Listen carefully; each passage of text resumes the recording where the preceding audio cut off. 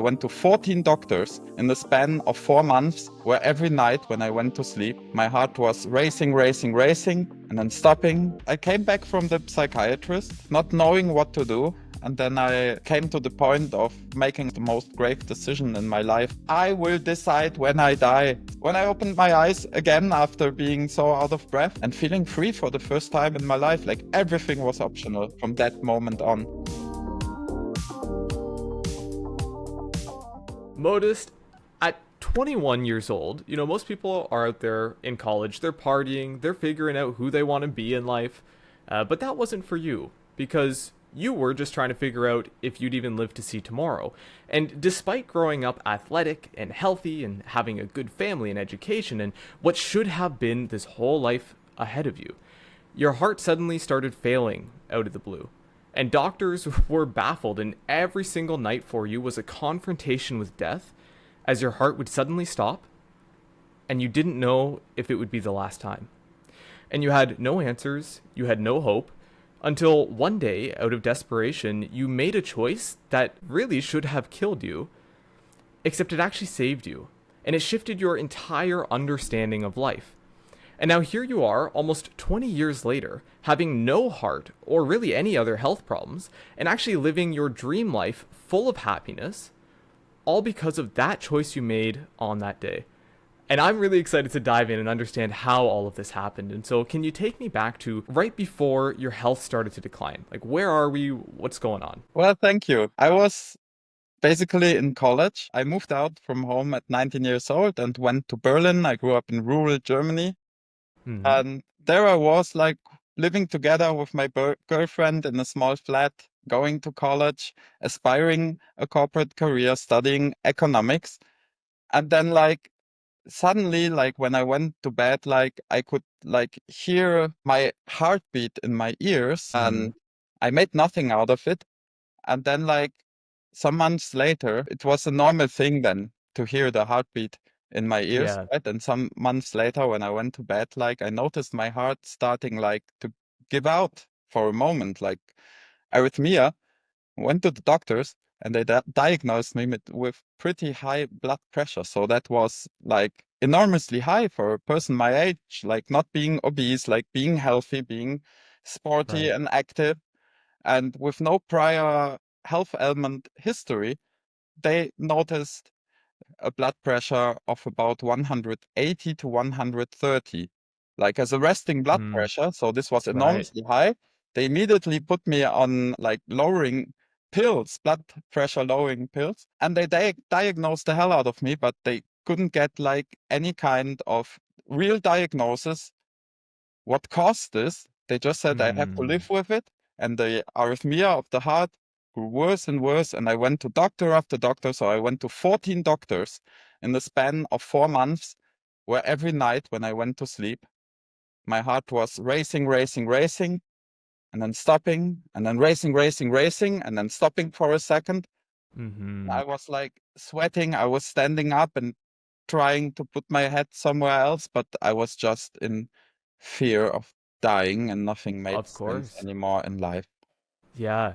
And let's just pause there for a second. So you went from, okay, I'm living my life, I'm in college, I'm in this flat with my girlfriend, we're doing the things, right? As life kind of is presented to us in modern society. And then you hear this heartbeat in your ear, you don't think anything of it. When you went to the doctor, and because you felt like you had the arrhythmia going on, what did they say to you at that time? Like, so they said, holy crap, you have a blood pressure of 180 over 130, which, for anybody listening who doesn't know, the normal is about 120 over 80. So he's, like, very, very high at this point.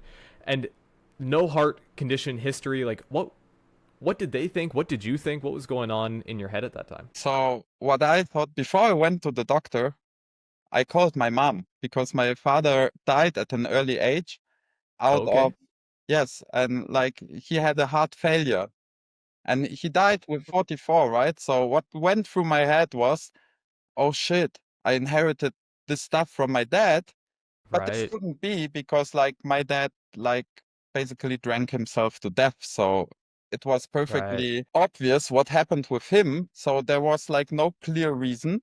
And then I told my Mhm. mother about it, and she told me, look, you're healthy, you're young, just go through this, it will be fine. So she Mhm. negated the problem.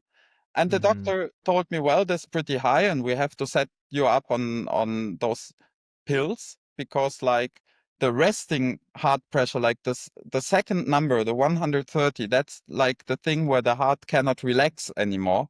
It's under Mhm. constant pressure.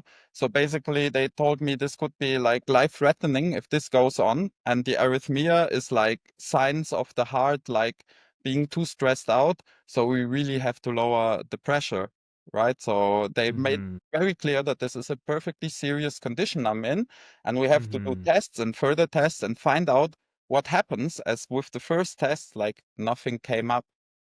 Right. Right. Okay. And so your father had died of heart failure, was it? Yes. Yeah. And so naturally you're like, holy shit, that's this is not good. And the doctors reinforcing this, okay, this is not good.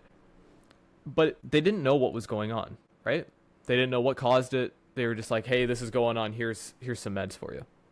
Well, basically, what we did was like to measure various stuff in the body, like have like an EKG, right? Yeah. And where you see like how is the blood pressure when resting, how is it when doing stuff or doing activity, then like overnight, then having the thing where you breathe in and having the thing Mhm. on the finger, right? That the saturate that measures the saturation with oxygen in the blood. Mhm. And like nothing really serious came out besides of having enormously high blood pressure and having heart arrhythmia. Nothing Mhm. serious came up. There was no scientific reason why this was happening. And I Right. always thought, well, maybe this doctor didn't find out, as I grew up in this pretty scientific viewpoint, how you view the world. Mhm. So I just have to go to a different doctor or to a better specialist so they will find out what's the matter. Right. Okay. And so did you do that then? You went to the next doctor I went to and the next 14 doctor? doctors. 14. 14, yes. And the And none of last them were able one to. was a psychiatrist. Yeah. That's when I stopped going to doctors because the 13th before, they measured what was taking place in my body and put me on medication. I don't like to take pills or drugs or whatever. I mentioned that my father, like, he was a heavy alcoholic and he Mhm. drank himself to death. So I don't like to ingest like stuff that manipulates my body too much. Yeah. So whenever I put this stuff off or lowered the doses, like it came back with a vengeance, like instantly. So they couldn't help me. But the last one sent me to the psychiatrist then because he said it was psychosomatic. And Right. this went completely over my head. As you can measure it, right? Psychosomatic means you have some kind of a mental illness, like for me back then in my Mhm. viewpoint. And like I'm making it up as I go. But Right. that's not true. I could measure it every day, like what my blood pressure was like. So it was physical, Mhm. it was fact. There had to be something that causes it. And the psychiatrist then told me basically it's all in my head. I'm having like panic of dying. So Right. he negated the bodily stuff, right? Because like he didn't measure it. Mhm. He just took me on as a new patient and he gave me like those SSRIs, Yeah. psychopharmaceuticals, that I should take like those very, very small pills that I should put into quarters as well. And he gave me like this tiny device to cut them out and said I have to take a max of 2 pills, right? Like never ever take more than two. And there were like just 8 pills in the packaging because you could basically kill yourself. So Right. yeah, that was the last doctor I saw for this condition. Right. And what was going on in your life as you were doing this? So you were in college. Did you stay in college while you were going through all these tests? Well, that was something that was very hard for me as growing up like a child of a single mother, right? Like I was the man at home, and what do men don't cry, right? So basically, I didn't tell anyone about my condition, not even my girlfriend back then, as I didn't know what I had exactly. And I was afraid of coming off like as a crybaby, right? Because like Mhm. from the outside, I was healthy. I had enough money. I didn't even have the job besides doing college. So I was, yeah, like really, I kept it to myself, which made it even more harder. And then Yeah. people started like noticing like weird behavior from myself because like sometimes when I thought I was about to die, I just had like to leave in college. I just had to leave the class because I didn't want to call an ambulance like in front of In the all middle of the people. class. Right? So I started going out or not going to college, but I tried to force myself into it. I tried to going early when I hang out with my friends, and like somehow this modus became like a weird guy to people. Mm-hmm. Whenever they asked me, I said, well, everything's fine. I'm just having like, it's a bit too much for me and whatever. And I was just running from doctor to doctor and having this hope to find somebody who will tell me what takes place with my body and why am I feeling like I'm about to die? And why do Yeah. doctors even tell me that's true? You are about to die Yeah. and you have to take medication for the rest of your life if we don't find what's the reason and if we don't cure the reason. And nobody could find any. Yeah. I think that's so relatable for a lot of people, especially for men, where we're taught don't be the crybaby, don't show emotions, bottle it up, swallow your feelings, etc., etc. And it always comes out in other ways, right? When we hold all of that inside, it shows up in our actions, and people are like, "What's going on?" But then we still tell them, "Ah, you know what? Everything's fine. Everything's fine." And as you mentioned, that just weighs more and more and more on us, right? And so, what was your emotional feelings at the time? Like you had mentioned a little bit of about panic, but obviously there was also like the social challenges that were going on. Yeah, how were you feeling as you were trying to navigate that period? Well, it started with being annoyed because, like, back then when I got ill with anything, I was annoyed. This fucking, sorry for the language, Yeah, yeah, you can swear. It's okay. this fucking illness, right? Yeah. So it's always so good for a non-native speaker to swear in English, so please Yes. excuse me. And it was very annoying in the beginning, like a nuisance, like I just want to be healthy again. And then this grew like to pure desperation. Like nothing cures it. It won't go away. I was forbidden of doing sports, right? And like Right. the fifth or sixth doctor even told me I must not have sex because I could have heart failure whenever my blood pressure gets too high. So I should really Yeah. avoid having sex even. I couldn't do like anything. I was feeling like a 70-year-old person. And whenever I went up some stairs, like I was huffing and puffing. It was Yeah. like not being myself anymore. Like all energy was leaving me, and I got so desperate. Like nothing made sense anymore. Like I fought myself to go to university, to go to college, right? And take part in the classes, like not to give up. But when I sat there and people told me like something about doing invoices and the economy and like cash flows.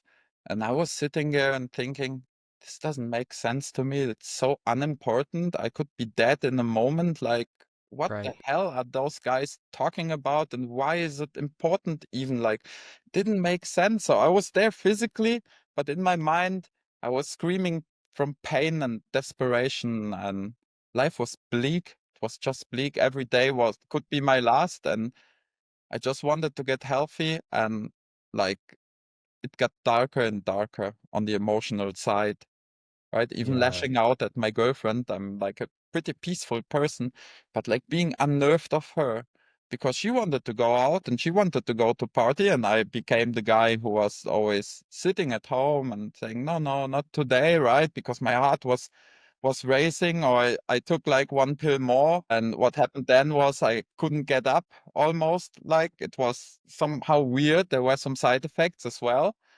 Um, Mm-hmm. yeah, so I was unnerved whenever she made herself like pretty and went out because deep Right. down I wanted to do the same. But I was telling myself I cannot do it, right? Because I'm ill. Yeah. I'm broken. Yeah. I was broken mentally. Yeah. Okay. And I think that that is such an important thing to touch on because as you mentioned, like everything outside of you to other people, no one knew what was going on inside. And I just really want to touch on that point because like So many people are in that position, and you wouldn't know it until you start to have the opportunity to hear stories like this over and over and over, and you realize that everyone has these things that they have inside of them, and you never know like to what degree people are struggling with things. And so here you were, you grew up, you go to college, and then this starts to happen, and you go from annoyance into desperation.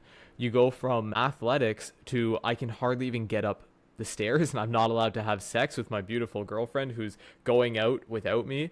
Not to imply she was cheating on you, but she's just going out living her life, and you're stuck at home, not being able to like basically even stand up. And as you mentioned, you're sitting there in class like, what the hell am I learning about cash flow and economics for when I could literally be dead tomorrow? To feel trapped, I imagine, is probably accurate in there. And you mentioned I'm feeling ill and broken. Was there anything else that you had to give up? Was there anything else that you had started to miss out on throughout going this time in your life? Well, yeah, basically, like my life changed, right? Because before I went to college, like I was doing athletics. I was training like 4 to 5 times a week, like doing track and field, doing the sprint and whatever. And I was making music. I was playing like in a band. And then like high school's over, right? And people go to various places to study Mm-hmm. or to start up their professional life. So all of this then changed, and I moved to a different city, like I believe 600 miles away. Berlin is Wow. from the place where I grew up. So Yeah. naturally, I had in my head, I will start all this up again and I will keep it alive. But of course, you have new friends, you're at a new place, you started college, right? And you're at a town where you can basically do whatever you want every day. So Yeah. this all got forgotten.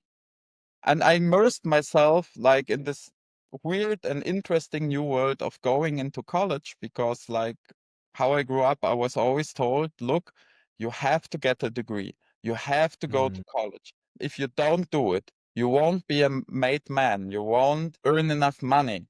Like, because like in my young days, of course, right, when I was in won a competition in track and field, I thought, I will become like a professional sports person, right? And when I Right. had a gig with my band, I will become a rock star, right? And you all have all those dreams.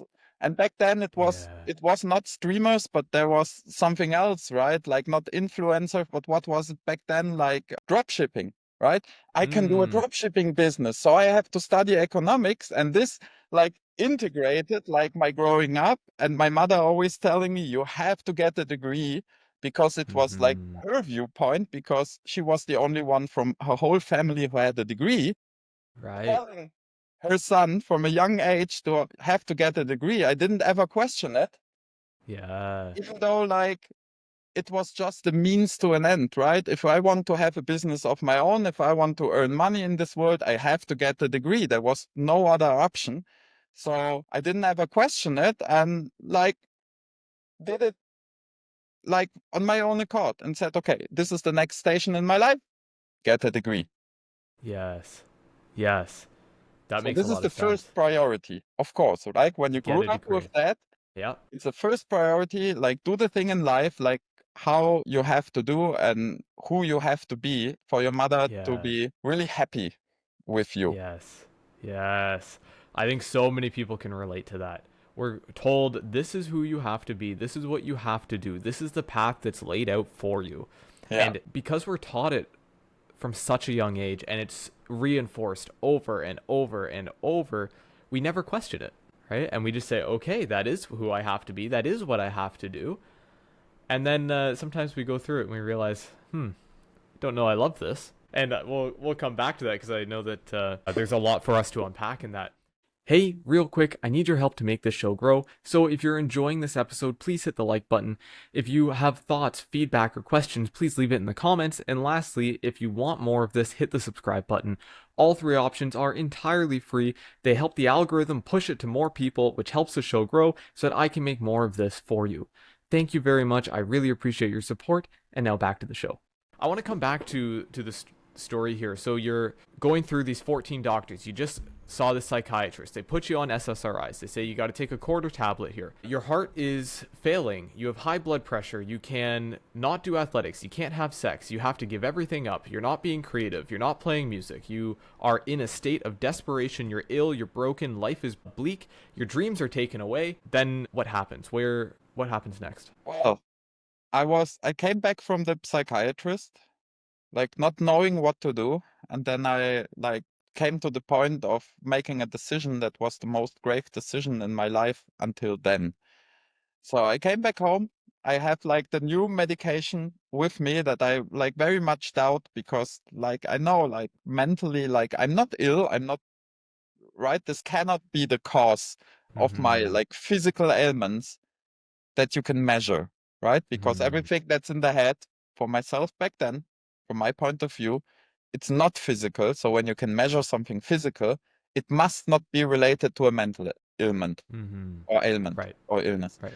So I thinking about taking this pill, right? Quartering it and taking the first thing because he said the psychiatrist said it was so important, like to build the doses before in the evening where the panic attacks, like for him, it was just panic attacks of dying. For him, it was Mm-hmm. very clear. It's a Yeah. condition in the head that's psychosomatic, panic of dying because of the father dying of the heart failure, right? So I'm unpacking the pills and I'm always reading like the disclosure packaging and what's on all of Mm-hmm. the signs and all of the papers that come with it because Yeah. most of the time when I ingest something and I had like contract law in college, so they taught me I have to read every contract that I sign, and then I have to read everything like that I ingest because I willingly partake in this contract if I ingest it, right? Mm-hmm.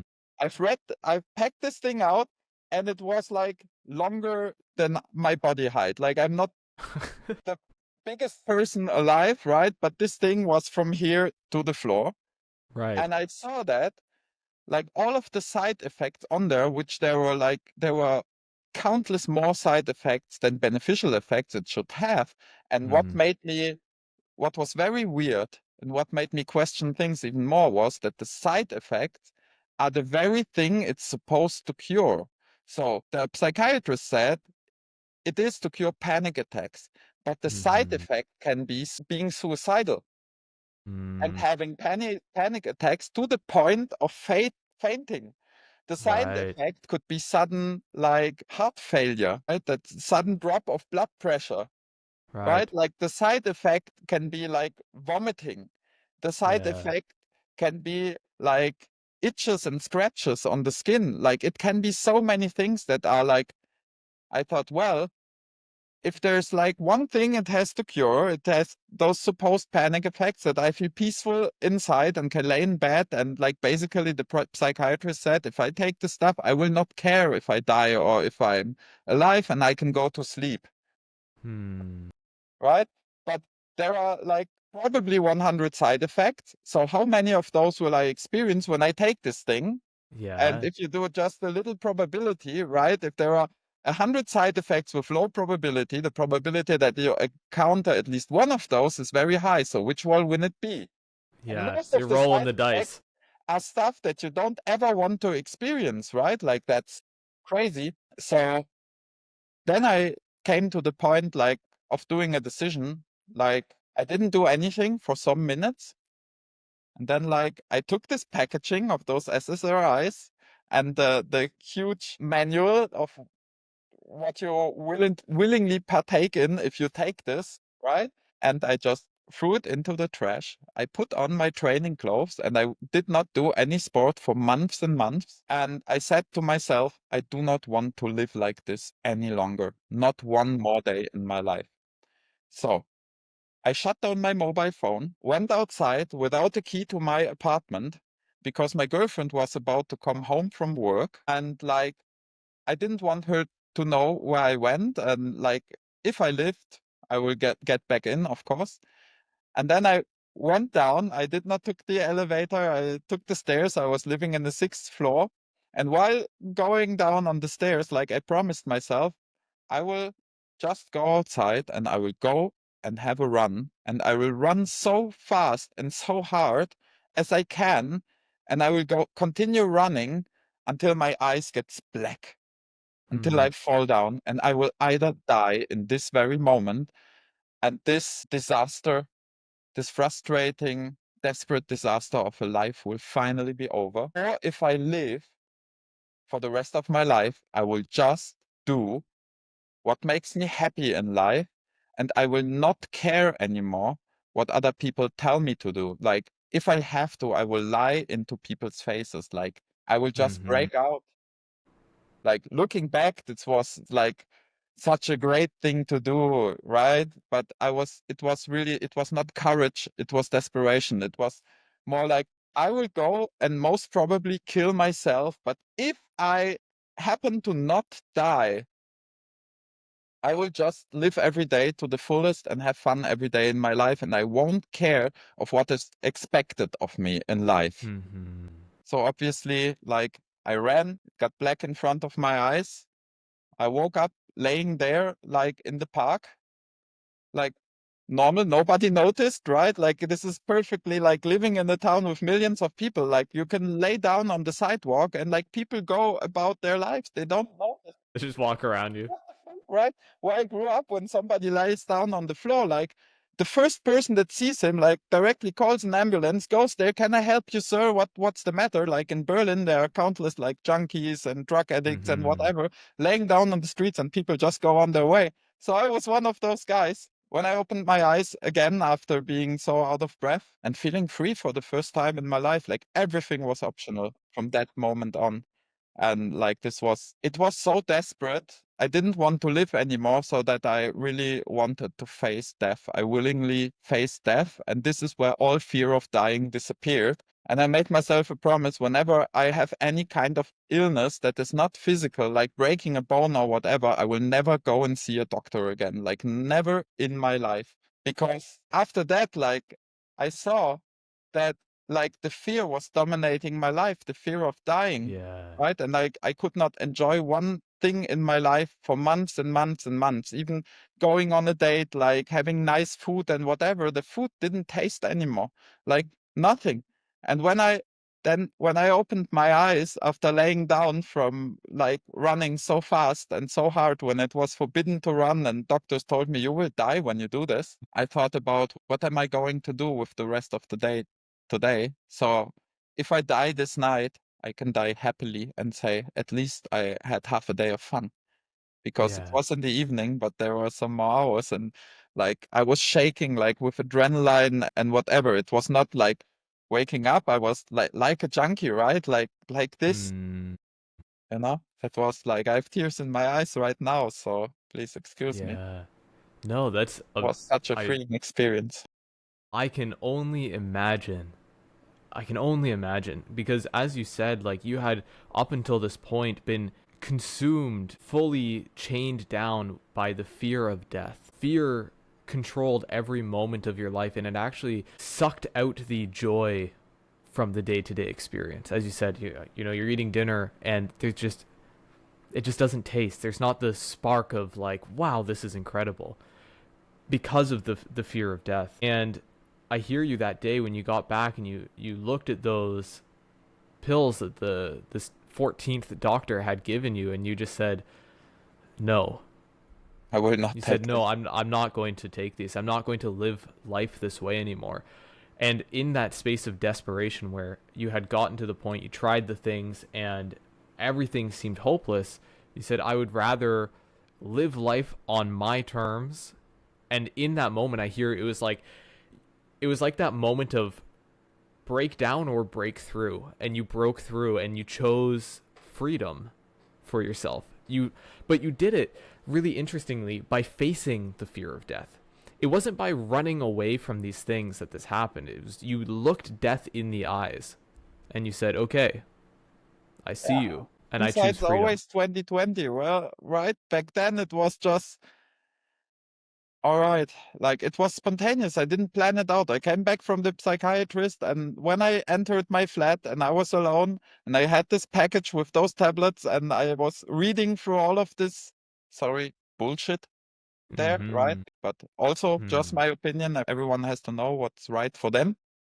Hmm. Also respect people who take this stuff. They have to know what's best for their lives, of course, as adults. But for me, it was like, no, I do not want to live like this anymore. If I have to die because of this, I will die.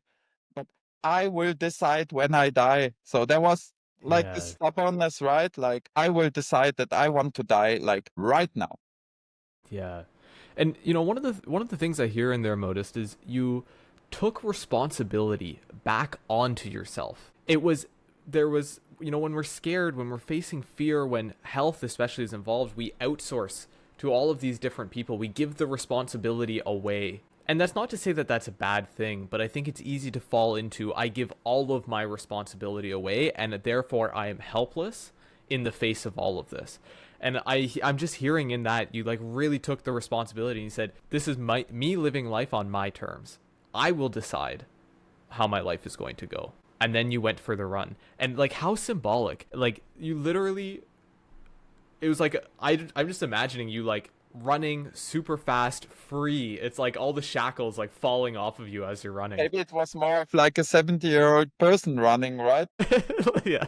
Like I wasn't healthy, but I was Right. running as fast as I could. This was a scene that would be like so funny if you see it, like this young guy like running like like this, right? But I didn't care anymore. And you are perfectly right because my whole worldview shattered after this experience because I learned like to sit still, do what you're told, and trust the authorities, be it teachers, be it experts, be it doctors, be it lawyers, be it politicians, be it the government, be it the Department of Education or any other department. Like, trust the authorities and always trust the experts. Check Right. your sources. Is this an expert? Hmm. Right? So I was always taking my own responsibility. Like, this was my way of life, giving it to other people who then could Hmm. decide for myself what was best for me and what was best for my life. So maybe I was an adult with 21 years of age. I could go to the casino, right? And I could do Hmm. everything on my own. But inside, I was like a child. I was always looking for the hand that guides me. I could not decide for myself if I wanted to. So this was basically like the first true decision of really becoming an adult, like not in years, but like in mentality, right? And I Yeah. started to question everything about that. Like my whole worldview shattered. So my obviously I changed much stuff in my life after that Hmm. experience, but as my body grew healthy again out of its own accord, like without taking any supplements or any medication, right? And just on my own, just with research and common sense, like what to ingest, like how to rest, how to think, and whatever. The more I was getting on the healthy side, the less I was trusting anything, and I was questioning more and more everything that I learned because I found out that most of it is not true. So, but that was just my special worldview. Hopefully, most of our listeners and viewers like grew up in another or in an environment that like teaches them more of how like the world works in reality. But I came up from a household where it was very important to trust the authorities. So I found out that like much of what I learned was a lie and had to build up like my whole worldview, my whole identity anew, which was very hard, very exciting. But I was healthy and decided I will make the best out of life with that I already have. So instead of like building a career and going the corporate way, I decided to become a freelancer and live my 20s like to the best that I can, like work for 1 to 2 days a week and like really live the best life. Like in the summer when it's sun shining and other people are going into an office, I go to the lake to get some sunshine, to get some bathing in the air. In the evening when I want to party, I will just go to party. Like no matter my budget, right? You're living in a Hmm. huge town and you're a young guy who can maybe help with the dishes or whatever. You can invite yourself into some parties, right? And you can Yeah. just be a nice guy. You get something to drink, like people offer you joints and drinks and whatever. That's pretty normal in Berlin life, nightlife.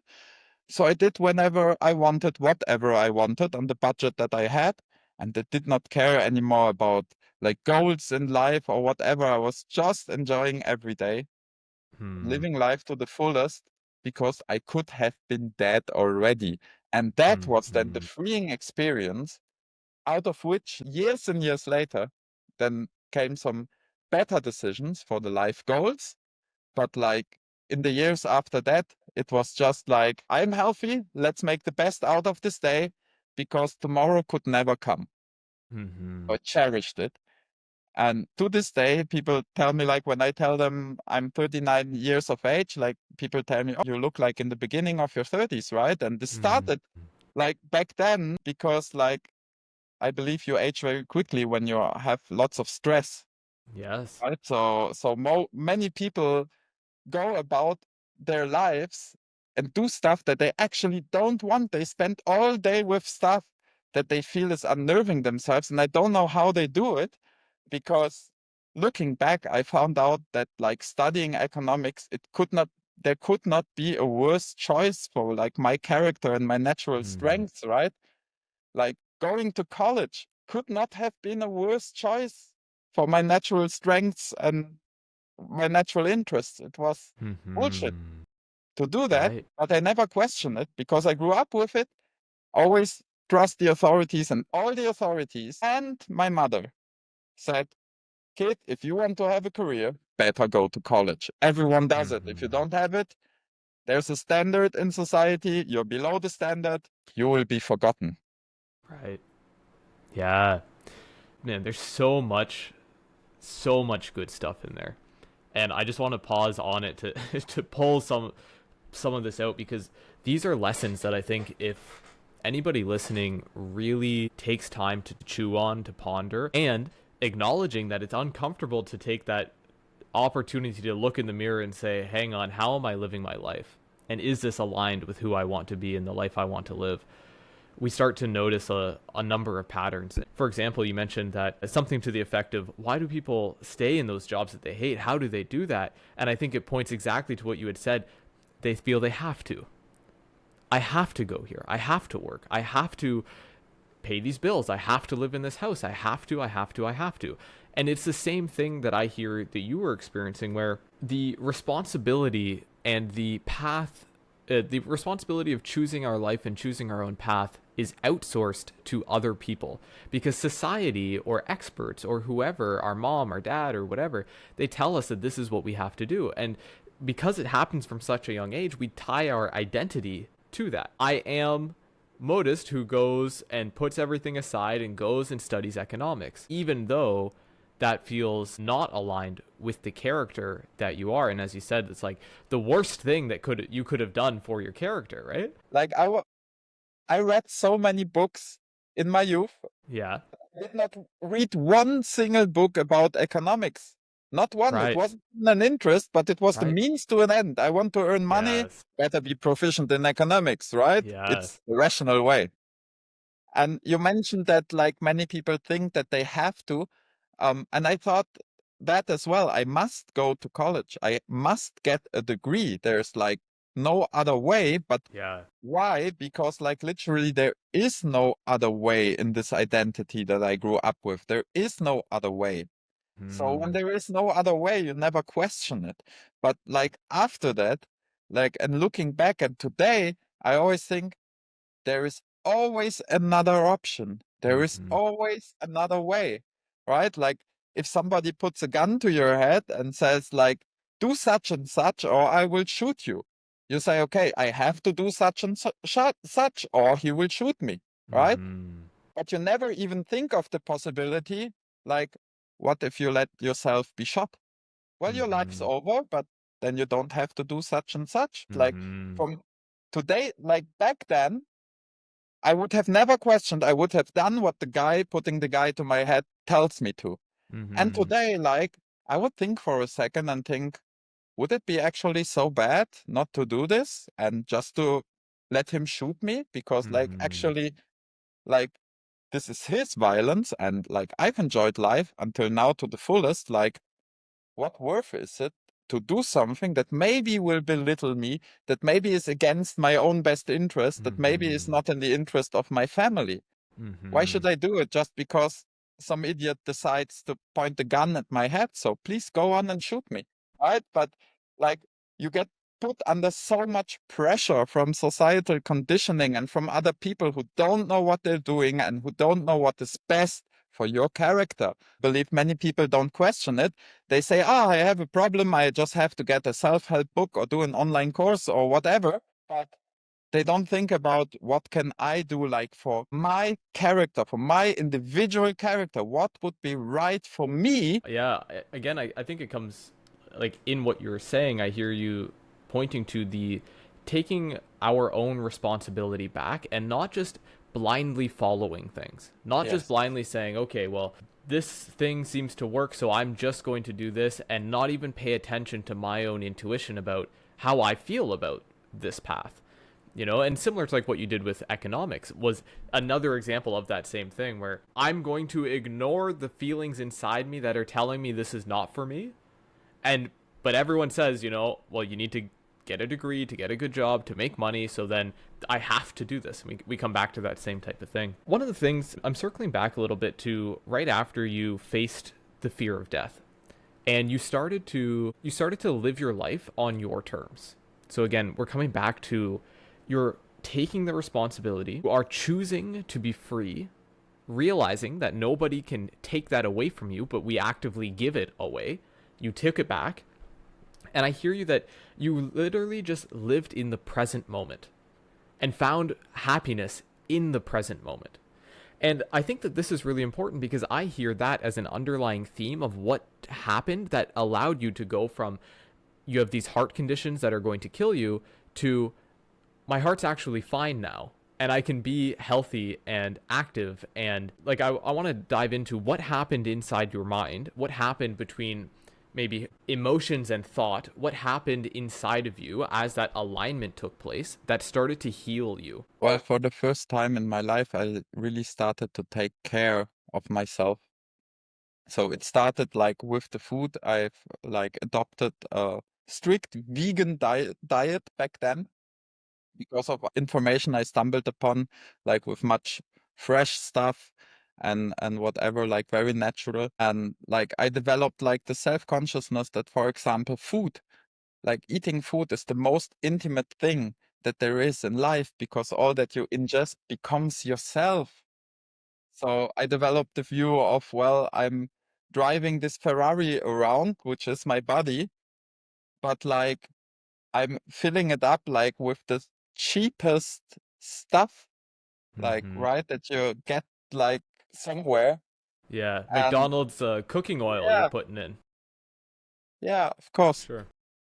I went like, actually, I decided, well, it's my body, so I want to put in the best fuel that I can, like, that is for me, right? That Mm-hmm. that it's responsible to buy. Of course, you can always do better. You can always buy more expensive stuff. But for me back then, it was a vegan diet, right? Second thing was, I started to study again, but not in college, but I started to study things that just interested me and that just kept my heart, like put my heart on fire, right? Mm-hmm. And this was like stuff that was not taught in college, right? Like I researched various conspiracy theories, for example, right, about the moon landing and the flat earth and whatever, not because I necessarily believed them, and the aliens and the Freemasons and whatever there is out there. It was just an interest in my heart, like to get to the truth, right? Mm-hmm. Because so much stuff that I've learned, like, turned out to be wrong. Like, always trust the authorities and what they Mm-hmm. say, and this is good for you, and you do not have to care. Like, if you can buy food, it's safe to ingest. Right. No, I've learned that quite some stuff that you can legally buy and that is regulated, like, is deadly poison for your body. Mm. Oh, worldview crumbling, right? So Mm. I took some years, right, to learn about stuff that I didn't know where it went. I started like writing songs, and I started like going out and doing various stuff. I've like lived with some people that from an alternative scene, right? That shared like everything in between them. And I Mm. went like to different movies and to different stuff in the underground that I never even had an idea that existed. And I was just looking for the truth and trying, Mm. searching more and more and doing less and less partying and doing less and less of like smoking joints and drinking alcohol and whatever, because of course my father set a very bad example Right. for myself, but he set a very well example as well because he cured me, and I started to see like both sides of the coins, because like before, for example, that my father died was so tragic, but now I always see as well, my father showed me about alcohol and Mm-hmm. medication because he took both and he took more than enough for him to die. Mm-hmm. So it Yeah. was a good thing maybe that he showed me, because I'm free of it for the rest of my life, right? It Mm-hmm. was a good thing that the illness happened, because I would have never taken responsibility for my health and well-being and for my way of life. I would have trusted what I learned as a child, what the authorities and my parents said, what was good for me, but I would have never found myself, like I would have never found Modest May and what he does and how he is and how he experiences the world. No, I would have lived the life of another person. Maybe of my mom, maybe of my teachers, maybe of my professors, maybe even of my friends who always, your friends always advise you, like, do it like this, do it such and such, and you have to partake in this and that. And I always did everything. But where was the stuff that was to my interest, actually? Maybe one more anecdote that is of interest in Yes. here is that, it's always so, it looks so shiny and noble to take responsibility over the own life and over the own well-being, but there was nothing noble or shiny about it. What I did back then was, yes, having fun and living life to the fullest every day, being in the current moment. But I did it in a very egoistical and selfish way because I did not know any other way. So back then, as I kept my condition a secret from all of my friends and even my girlfriend, just my mother knew, and she said, "Look, son, you're healthy, just go through it. It's all in your head." Well, even maybe she was right, even though there were the physical symptoms, right? Maybe she was even right, but it was the wrong reaction from my point of view, right? And we talked about this, she apologized, whatever. But the point is, what I did to take responsibility was like not giving a damn anymore, not caring anymore. If somebody asked me, well, do you go, do you still study? How about university? How about your progress in college? I just looked them in the eye and I lied my ass off. And I said, yeah, I'm going there and I'm doing like 5 exams in this semester. And oh, it's so stressful and unnerving. And I'm like getting healthy again as I had this like small illness. So I'm doing everything I can. I did not tell anyone, maybe a bit, I don't know. I needed some years and had to amend some personal relationships after. Yeah. And I can tell you and all of my viewers that I've come clean with all persons involved over the Good. years and told them exactly what happened.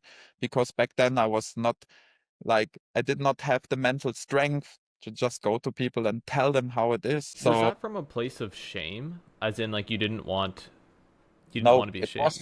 was from No. a place of blame, because all those people, my mother, my girlfriend, my friends, my teachers, my professors, all of those people, they superimposed their views Mm-hmm. on my mind.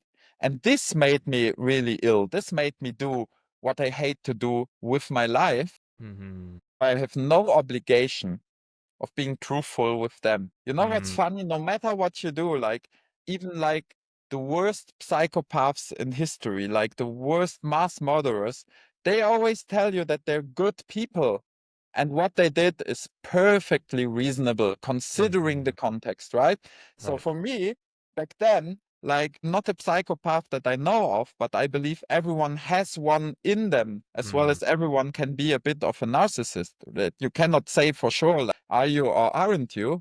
But you will know from the fruits of your labors and how you treat other people, of course, like how you Mm-hmm. are, if you can self-reflect on that.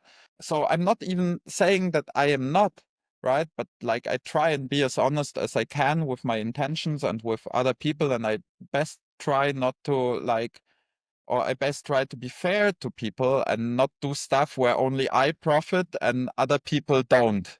But back then, when I like escaped my own prison, Mm-hmm. that was all in my head. I blamed the outside world for it. So there was no Mm-hmm. obligation to be truthful. So I lied people into their face. And like for the first time, I took responsibility for myself and I saw myself, right? I heard and I saw myself and what I actually wanted. But I did not do this in a healthy societal way. Mm-hmm. But like I did not people tell about it. So that's why I also lost some friendships, of course, because like Mm-hmm. when you lie into people's faces, like they will know that something is up. Maybe they won't know the lie exactly, but they will say, that's I don't feel it with this guy. Yeah, you You can know? feel So when somebody's not being truthful. yes. So let's just be a bit more realistic and not put myself up high on a pedestal, as this was like the whole thing came out of desperation. And what accidentally came out was to take responsibility for my own life and to live in the moment and actually have a pretty happy, enjoyable life after that. But it was an accidental benefit. Yeah, yeah, that makes sense. Okay, so as you started to live that life of freedom, and you're taking responsibility, you're living in the present, you're choosing to be free, you're choosing to follow your interests, what sets your heart on fire. Whereas before you had this illness, and you've kind of alluded to this, and so I suppose I want to check, do you feel like that heart condition and the illness came as a result of you living a life that was not aligned with what you wanted? Did it come from that living what you felt you have to do and living what everyone else wanted you to do, not giving room for yourself and rather feeling constricted and limited? And Yeah. So looking back, it's always in hindsight, it's always pretty clear, right? yeah. Over the years built out up some hopefully some knowledge and maybe even some wisdom about it. But basically, what I didn't see back then, when I moved out of my parents' house, it was great to have a flat of my own and to live somewhere else and stand on my own feet. But like going to college didn't really interest me, and I never questioned it. I always enjoyed like meeting with the other people in college and going to the parties and socializing, but I didn't ever enjoy the classes. They didn't interest me, but I didn't question it. And there were those internal resistance that I always got over with, that I Mm-hmm. always overrode mentally. And I didn't even know about this, that this was happening. Yeah. So looking back, I believe like I was doing something every day. My life was revolving around college and doing stuff that is not natural for me or for my character, that doesn't even interest me. I was doing it as a means to an end. Mm-hmm. Internal resistance popped up. So as I know by now, this is like the subconsciousness that wants like to prevent pain and to Right. experience pleasure, like doing until internal resistance, like to tell you, look, they're like really stop doing that. That's like not giving you pleasure. Maybe do something else with your time. And looking back, I even every time I had the chance to do something else, I did when it was societal like acceptance behind that, Mm-hmm. like not just staying at home, but like when I got a cold, it was like, oh, great, I can stay at home today. Fantastic. Yeah. I have a fever, Yeah. so let's stay at home all week, right? But I Yeah. can still visit my friend's place, even being ill, but I don't have to go to Sure. college now. Yeah. So this stuff always like it built up. It built up and built up and built up. And like what is the blood pressure like really is like from a wholesome perspective, like from the function in the body, what does it do? Well, it takes oxygen everywhere in the body. It nurtures you, it takes off the waste products, right? And it's like the water of life is blood. This is where your Yeah. life force is. Like it's a very, very important aspect of the body. Without blood, you cannot live, right? Of course. Yeah. And the blood is under pressure. And it's under even more and more pressure as I know by now, like this stuff mirrors itself, like a mental pressure can mirror itself in blood pressure. So I was Yeah. putting myself like unknowingly, and this is the Yes. key, unknowingly. I was putting myself under lots of pressure to conform to the societal conditioning that I went through from an early age. And this put myself, like my whole spirit, like my subconsciousness, this tiny bit of consciousness put everything under so much pressure, because the tiny bit of consciousness, it actually has the steering wheel. It can decide where you go and what you do. And this huge machine that runs behind that, the body, the subconsciousness, right? And out from the conscious mind, like everything in the mental place mirrors itself in the body. And some people get triggered by it. But what's the trigger? Of course, when you know there's something with yourself as well, and you don't want to look at it, you don't want to see. As if you have asked the 21-year-old Modest if he wants to go to college even. He would tell you, yes, this is the Yes, of only way. course. It's I the have only to. way. This is what I need to do. I need to get a degree. I love it there. I have my friends there. Everything's fine with college. So it cannot be that. That's the good thing. I do it on my own accord, of course, right? I could always say I won't do it, but I know it's important. I know it's necessary in life, and this is the only way. But mentally, I put myself under so much pressure without noticing it, that I saw it back then. Like looking back, when the pressure is gone, you see, holy shit, that was a huge pile of crap that I built up inside myself Yeah. without even consciously knowing it. But back then, if you had asked me, like, college is the only way. And Yeah. maybe this path in my life even made this great illness happen. As from my current perspective, like, illness is actually the subconsciousness, this huge machine, allowing yourself to get ill, allowing the body to get ill. And why does it allow it? And this is just my personal opinion, of course. I'm not a licensed medical professional, so this is just anecdotal, pure opinion. It might even be all wrong, and it's fine if I'm wrong, but I see it like this. Like, you have an expectation, like how you want to live and how you want to feel, and then you have reality.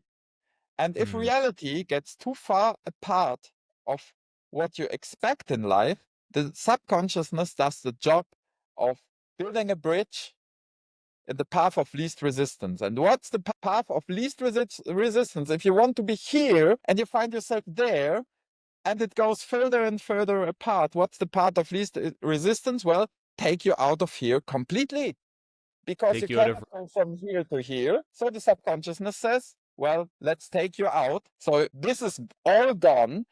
And then when you wake up, dear steering wheel consciousness, maybe you will want to go to here. And if you don't, I will take you out again. So this is what happened to my character. Yeah. And now I'm like working with people like to prevent that stuff actually from happening, because people don't know about this mechanism. They don't know that they don't know. They don't know that they are like conditioned to the max, and this is the source of their illness. They are ill and ill and ill and ill and ill. And But it's if they so could hard to just, see when you're in it. Yeah, yeah, yeah, but go ahead. if you can trust somebody else who knows about this stuff, and if you can change like those tiny bits, like those tiny, tiny, tiny, like thought, let's say there are textures in your head, because nobody talks about that. We learn like logic, we learn who to be and how to be, but there is no standard for thinking. So you do not learn like to operate this machine a bit better from consciousness and subconsciousness, align it a bit better, right? And then life gets more easy, and you actually are more clear of who you are and what you want to do, what your actual strengths even are, right?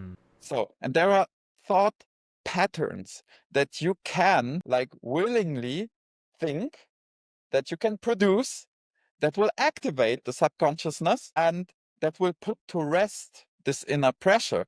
And of course, you can do it by meditating. Of course, you can do it by doing yoga. Of course, you can do it in various ways, right? Like many ways lead to Rome. And that's why I say it's Sure. just my opinion.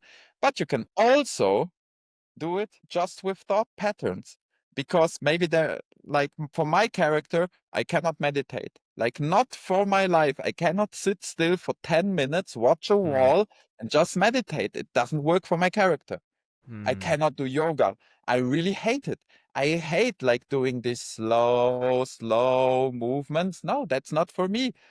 But for me is like taking a walk and looking at things far away. This is for me. Right. This is like a meditation. You get in a meditative state. You have the same kind of brain waves when you do this. So you cannot say you have to meditate and then you will be fine. No, Mm-hmm. there are thousands of ways, and you can find everyone has their own ways. And one of Mm-hmm. those ways is just gaining some small, tidy mental perspective and applying some thought patterns that are so easy to apply. Then you activate like a bridge in between your subconsciousness and consciousness, and then you see the gap in between expectation or subconscious expectation and felt reality. And then you can actually build a bridge yourself for your subconsciousness instead of waiting for your subconsciousness just to take you out, as this is what illness actually is. And I believe it's just a manifestation of mental ailments. Like any illness is psychosomatic. For me, like people say it's in the genes, right? But what is trusting on your heritage and on your genes really? Like it's a victim status. It's like giving away your responsibility. I can't do anything about it. It's my genes. I had to be obese because of my genes. But if you see like, okay, everyone in your family is obese. So may it be that you're socialized in the same conditioning, that you don't Mm. know about food, that you ingest like unhealthy stuff from an early age and grow fat as a child already, because nobody in your family really knows anything about eating healthy and like having at least some kind of self-restraint when eating, like the tiniest bit. And you can say, I'm way too fat, and actually it's fine because of my family, because of my genes. And you Mm. can live happily. And I don't judge anyone who's overweight. I was myself, right? I was weighing over 100 kilos here in Mm. Europe, which should be like way too many 220 pounds for plus my frame. pounds. Yes, Yeah, yeah. right. So I don't judge anyone.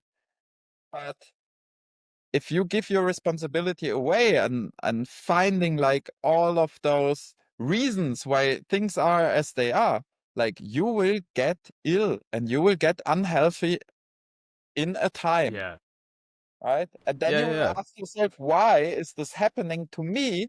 Because you cannot see it, of course, because I couldn't see it as well. So that's it. Yeah. Thank you very much.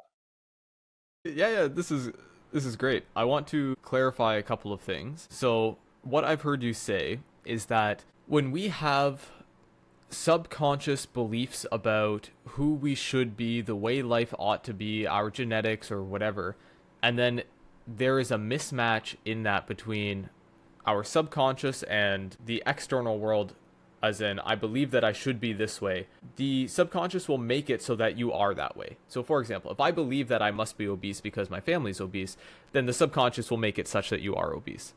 And when you, in your experience with your condition, there was like so much mental pressure on you must live life this way that the subconscious showed you that you are under so much pressure, and it manifested as high blood pressure in your body. And there's a lot of challenge in that because it's not obvious, right? Like you go to all these doctors and they say, well, you know, physiologically, here's what's going on, but we don't know why it's being caused. And so you're pointing to that there's a connection between the mind or spirit and the body.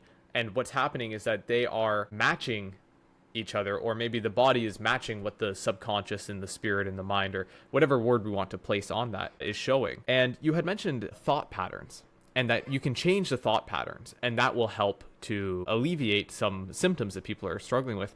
I'm wondering if you can give some examples on thought patterns. Like, yeah, can you help us understand what that looks like or sounds like in the mind? Yeah, the thought patterns, there are like we learn to live in our rational mind, like do what's the responsible and rational thing to do. And you have a huge subconsciousness below that that has wishes and longings and goals and experiences, some of them traumatic. And we learn like to just ignore it, like just to cut our heart off of our head and do what's reasonable in life. So there are thought patterns to break this distinction, to set this separation up, right? And those thought patterns are actually really fun to apply. Like one of those is that we unwillingly, we don't know about it, but we always think about that we don't want, right? Mm. Like the biggest example is, of course, do not think about the pink Ferrari right now. So what do you think? You don't think about the red Ferrari. First, you think about the pink Ferrari, and maybe then you think about the red Ferrari. But if you don't want the pink Ferrari, why do you always think about the pink Ferrari, right? Like, if you want to be successful, why do you always thinking, I have such a lack of money and lack of success in my life. I can't get stuff to work. And you always think about the problem that you have, and you do not think about that which you actually like. But what is the message to your subconsciousness in that? What's the bad thought pattern? Is always showing your subconsciousness in your thoughts and in your emotion what you don't want, because the subconsciousness thinks, it speaks the language of pictures and emotion. Yes. So if you're always in your you always form those pictures of what you don't want. Ah, I really hate what my bank account says. I have so little money. I have so few dollars to my name.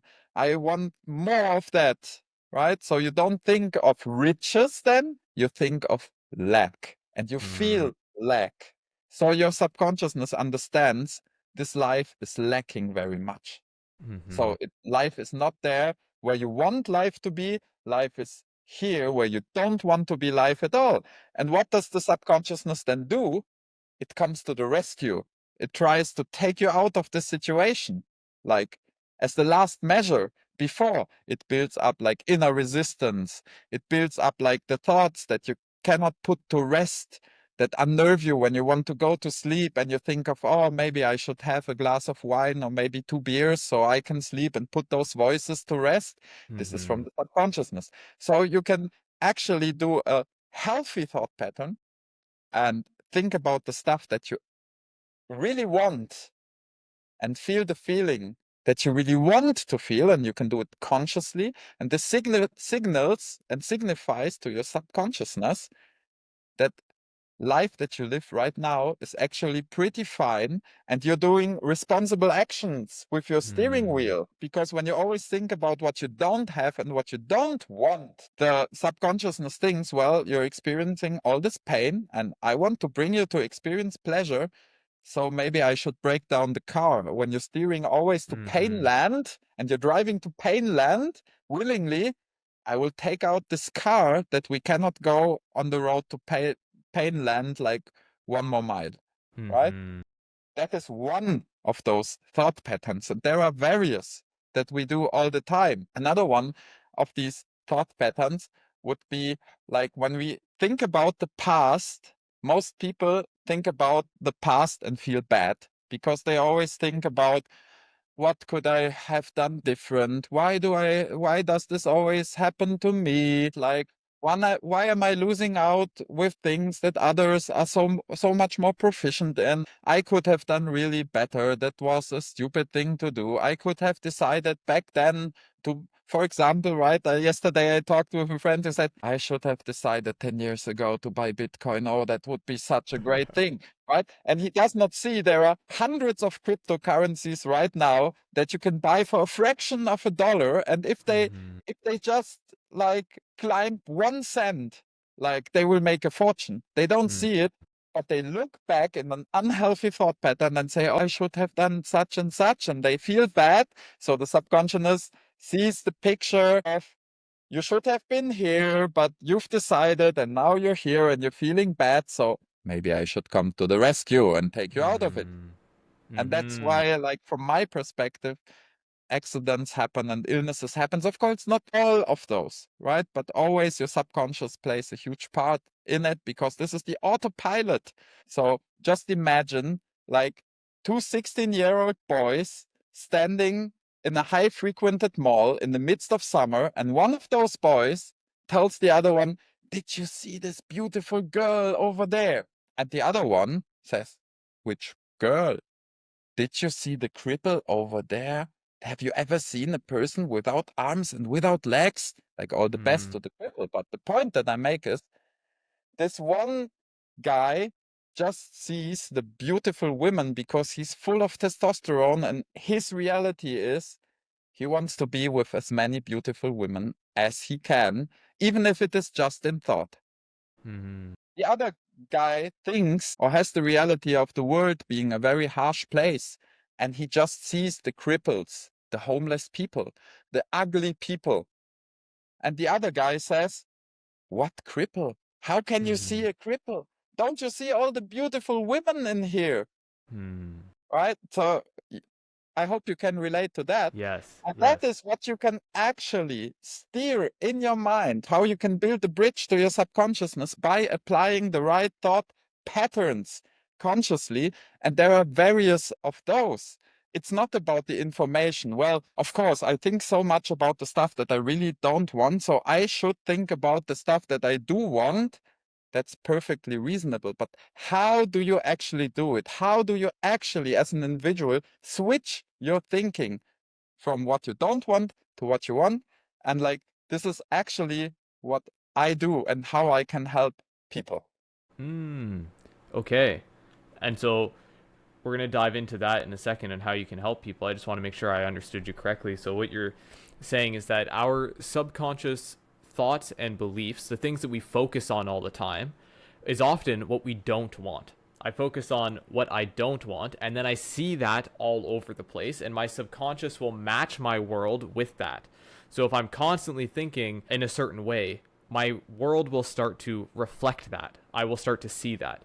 For example, the boy who just wants to be with a bunch of beautiful women, he's thinking about that all the time, and that's what he sees in the world. And so if we are in a situation that we don't like and we're thinking about, oh, I don't like it and I have to do this and I'm stuck, well, then that is what your world is going to look like. And the way that we start to shift that is by shifting the thought patterns to start to create a life inside that we do want. We're seeing that in our mind, in our thought patterns. We feel it in our subconscious, and then the outside world will start to reflect that. And that's what you're helping people to do. Is that correct? Yes. It's basically, you summed it up perfectly. It's like taking the autopilot that's already inside you, because this is the subconscious mind, and actually giving it information and intention so it actually can do its job. Because what we've learned in our typical Western society, societal conditioning, this is what I know. I don't know how it's in other societies, right?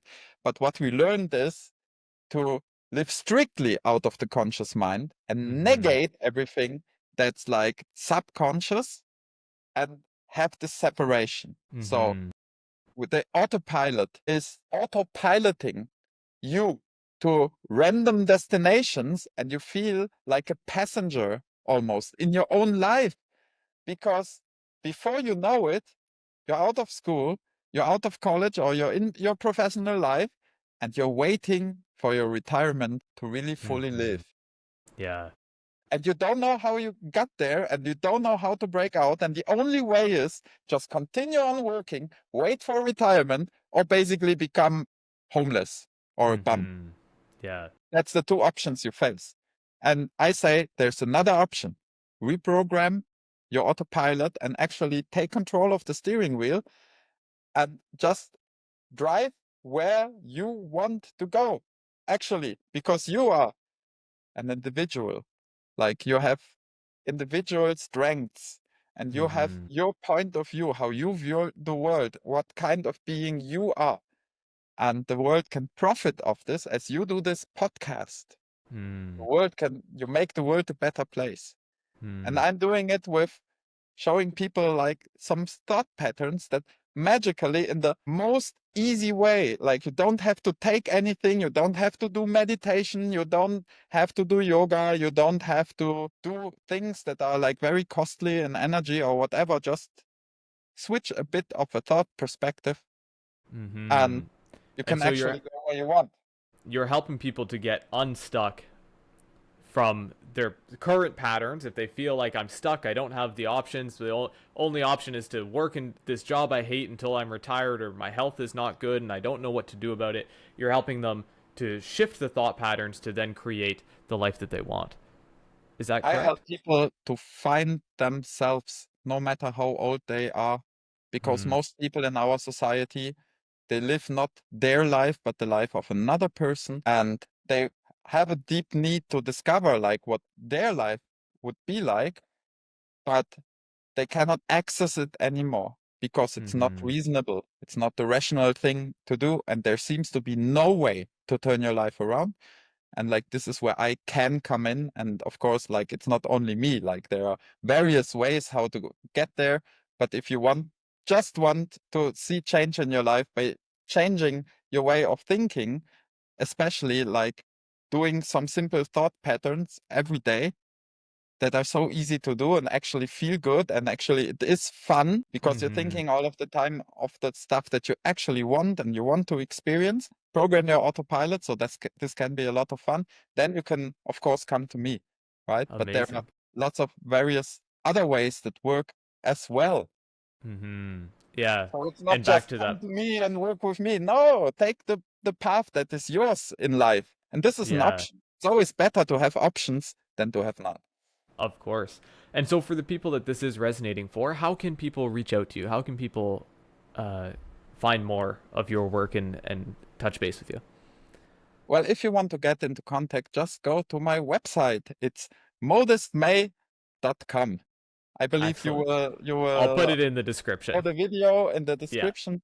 And there you are always free to contact me. You can discover a bit more about myself, and basically you can decide to find yourself or to discover more about the story, how I found myself. And that's it, basically.